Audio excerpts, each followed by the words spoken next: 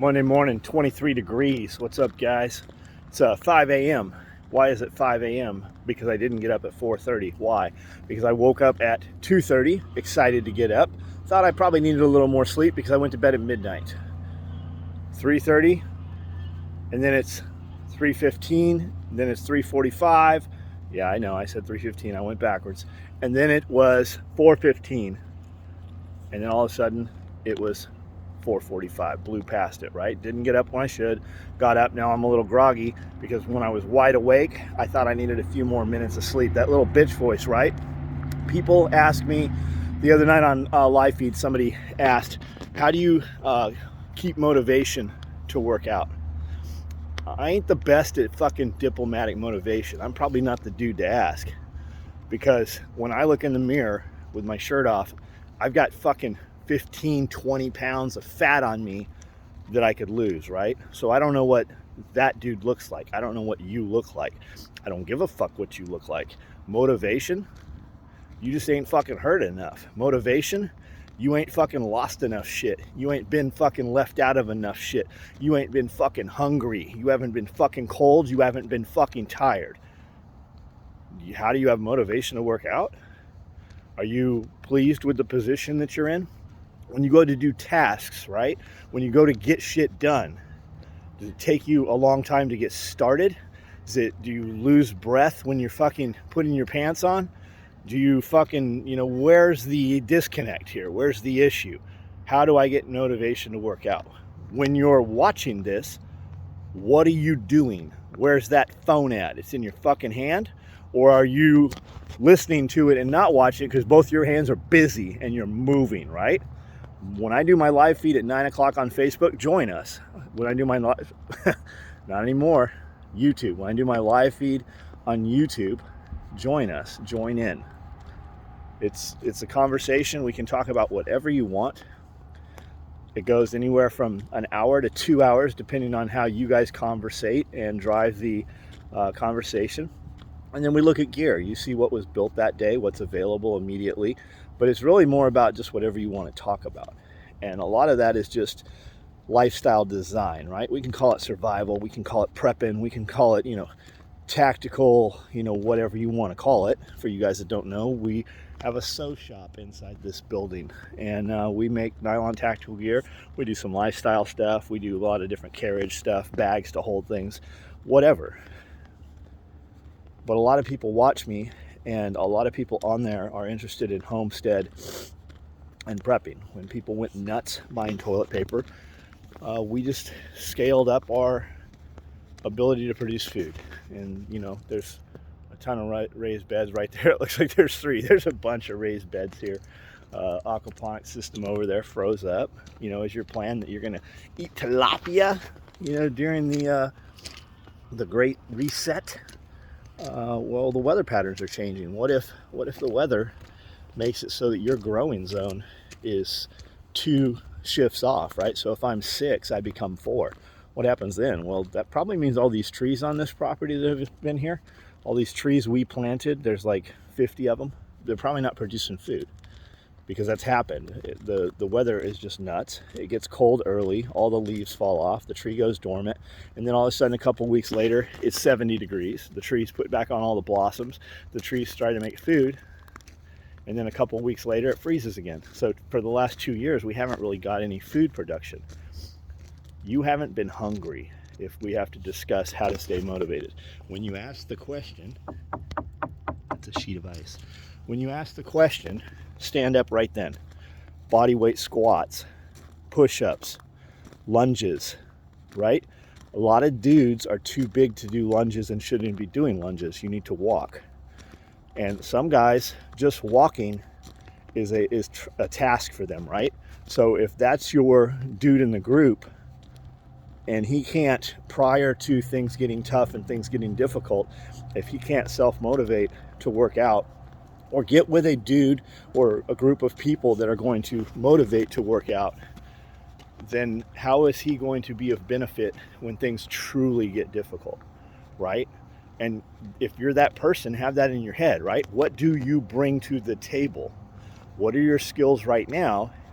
And will those skills still exist without electricity? That's because that's the ultimate goal of prepping, right? Homestead is 1800s farm, and hopefully it's not worse than that. Hopefully it's 1800s farm and not 1800s farm, and people are coming from both sides or three sides or four sides of your border trying to invade your land, right? Hopefully that's just it. That all it is that you have your own government that's going to try to, harm you. Hopefully it's not multiple other governments. Hopefully it's just the electricity goes out. What if the electricity goes out and the guy's asking the question of how do I self-motivate, right? If the electricity goes out, does your CPAP machine work? Can you live without a CPAP machine? What kind of medications are you on? Can you live without those medications? It's very tough. I know, I get it. A lot of people have a hard time with carnivore and keto and these different things, right? I'm not in that position. I don't have to do that. Would I be better for it? Hell yes, I would be better for it. I like donuts. I understand people that can't self-motivate to work out, because what you don't realize is I am that person. I just haven't, I've been active enough that hasn't hit me, right? I used enough chemicals that hasn't hit me. And maybe the chemicals that I use to wake up, and the chemicals I use to go to sleep, and the chemicals I use to be bigger, and the chemicals I use to be faster, and the chemicals I use to have verbal fluency, right? Maybe those add up, and my quality of life at the end of my life is lesser. We don't know those things. But my quality of life during younger life was definitely worth it. And would I sacrifice it if I was 30 years old and hurting all the time, or 30 years old and knew there was some thing I could take, ultimate pill or whatever? If I knew I could take that at 30, but every day that I used it and made my life better at 30 took a day off my life at 80, right? Would I do that? Yeah, I think I would. I think I would sign that contract away. We know what's right and wrong. It really comes, you know what it really comes down to? It comes down to that piece of shit company called Nike, right? And I know there's going to be some little fucking twat that's like, Nike, I thought you supported freedom. Nike can do what they want to do. Yeah, they can make your $500 shoes. They can make your $500 shoes that they pay an employee pennies by the hour to make. It's not even a penny. It's like fractions.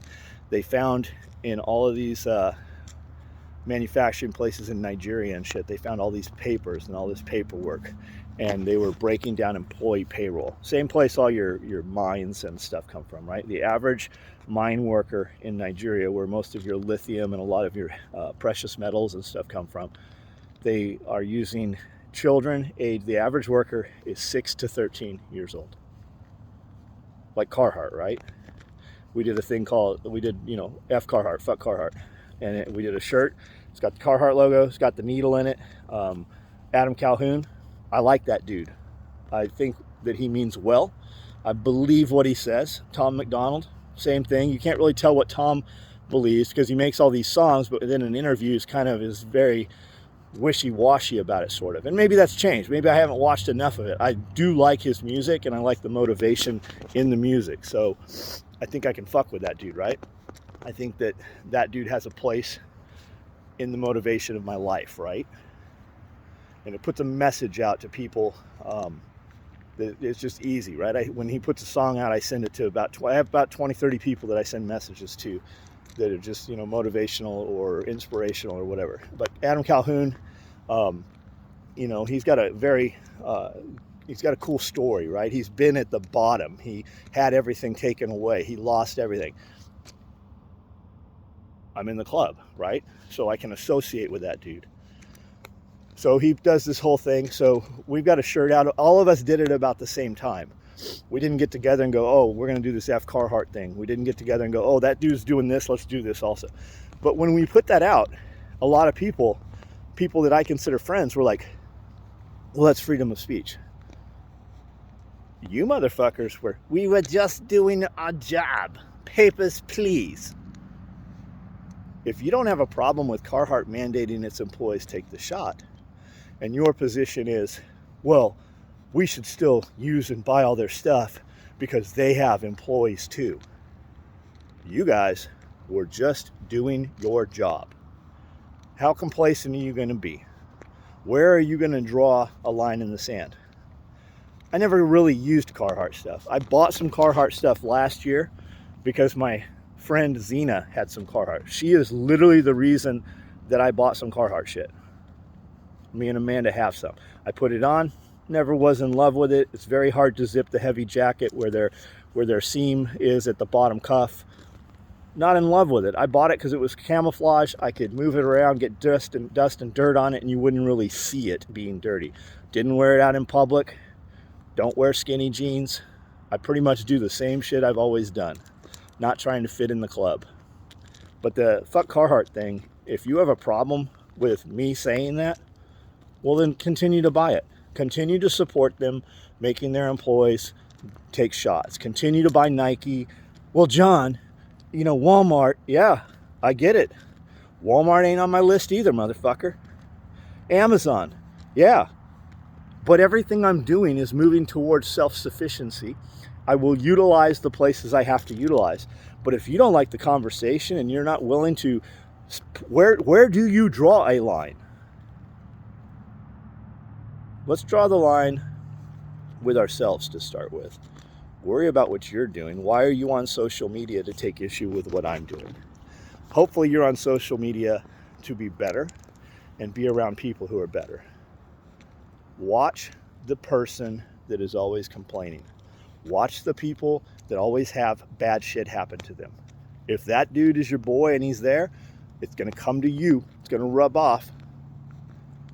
So if you're around a dude that you care about that's always complaining, explain to them, when you are complaining, you have more negativity coming to you.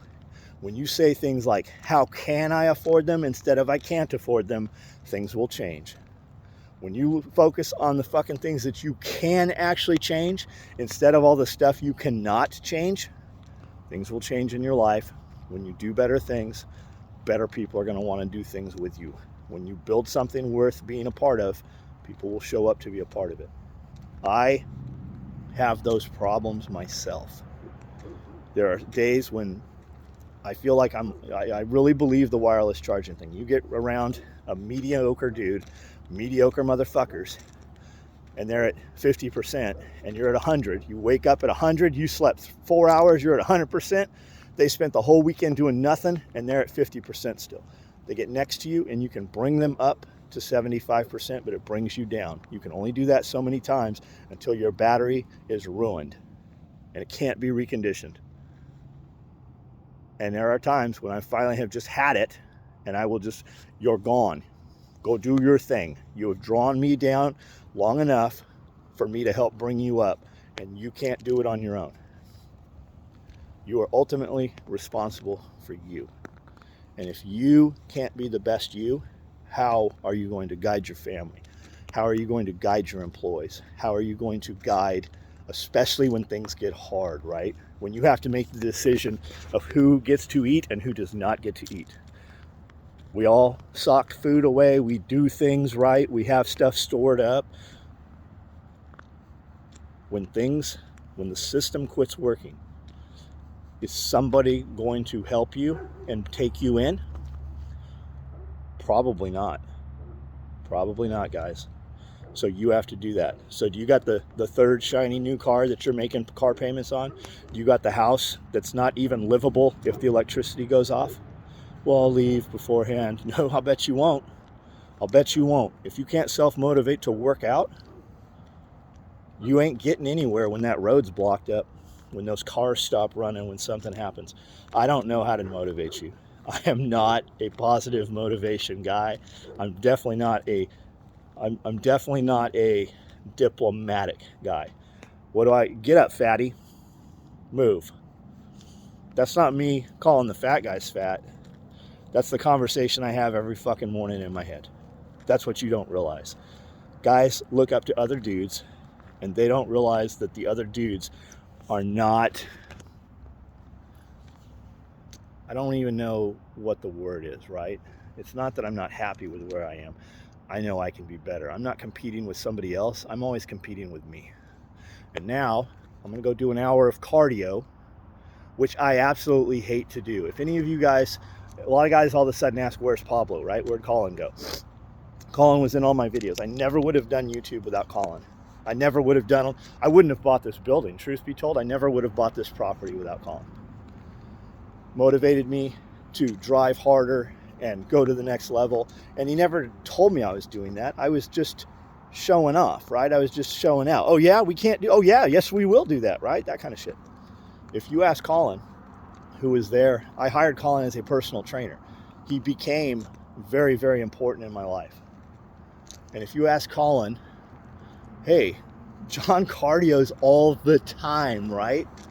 If you ask Colin would tell you he had to make me, like crying and whining like a little baby. You ask Lance ran a boot camp for all of my employees. We would all go to the gym. We paid everybody to go to the gym and work out. Lance would be out there doing functional fitness shit, farmer carries, and all kinds of crazy shit. I hated that shit. Absolutely hated it. Because it was easier to stand inside where nobody was watching me for an hour and lift weights, which really means you're lifting weights for about 15 minutes. We'll go get that hour cardio in. You just got to do it, man. You just have to do it.